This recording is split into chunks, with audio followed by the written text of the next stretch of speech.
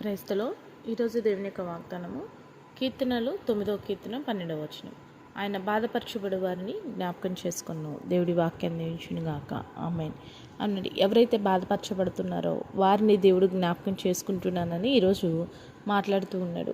నువ్వే విషయంలో బాధపడుతున్నావో, మనుషుల చేత బాధింపబడుతున్నావా, పరిస్థితులను బట్టి బాధించబడుతున్నావా, ఒంటరితనంను బట్టి బాధించబడుతున్నావా, నువ్వే మాత్రం బాధపడద్దు. ఎందుకంటే నీ బాధను జ్ఞాపకం చేసుకునే దేవుడు ఉన్నాడు. ఆ బాధను నీ దగ్గర నుండి దేవుడు తీసివేస్తాడండి.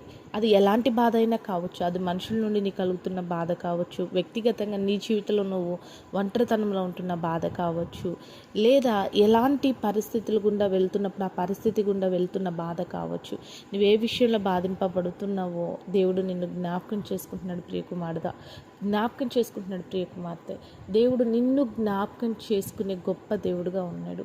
నీ బాధ ఎవరికి అర్థం కాకపోవచ్చు, నీ వేదన ఎవరు అర్థం చేసుకోలేకపోవచ్చు, కానీ చూచుచున్న దేవుడు నీకున్నాడు. ఆ దేవుడు నీ యొక్క సమస్త బాధను చూస్తూ ఉన్నాడు, జ్ఞాపకం చేసుకుంటున్నాడు. ఒకానొక స్థితి వస్తుంది. ఆ స్థితిలో ఖచ్చితంగా నీకు కలిగిన బాధ కన్నా రెట్టింపు ఆశీర్వాదము దేవుడు నీకు కలగచేస్తాడు. కాబట్టి ఏ విషయంలో బాధింపబడుతున్నావో ఆ విషయాన్ని బట్టి కృంగిపోక, ఆ బాధ నీకు శాశ్వత కాదని గ్రహించి మరి దేవుడిచ్చే ఆనందంను, సంతోషాన్ని పొందుకోవడానికి దేవుడి వైపు చూసి దేవుడి చేత ఆదరింపబడు. అటు రీతిగా ప్రతి ఒక్కరిని దేవుడు దీవించునుగాక.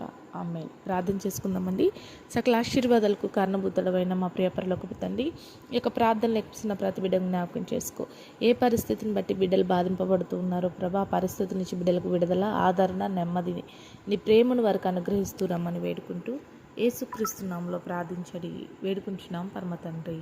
ఆమేన్.